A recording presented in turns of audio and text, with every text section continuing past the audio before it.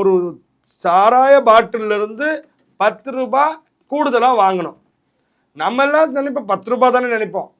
லட்சக்கணக்கான பாட்டில்கள் ஒரு நாளைக்கு இந்த தமிழ்நாடு முழுக்க விற்கப்படுகிறது.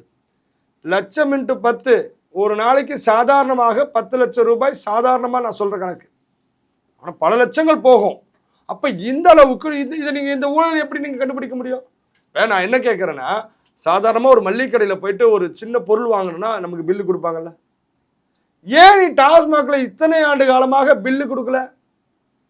ஏன் பில்லு கொடுக்கலன்னா, அப்போ இந்த 10 ரூபாய் கூடுதலாக வாங்க முடியாது, அல்லது பில்லு ஆதாரம் இருந்தால் அதை வச்சு வழக்கு போடுவாங்க.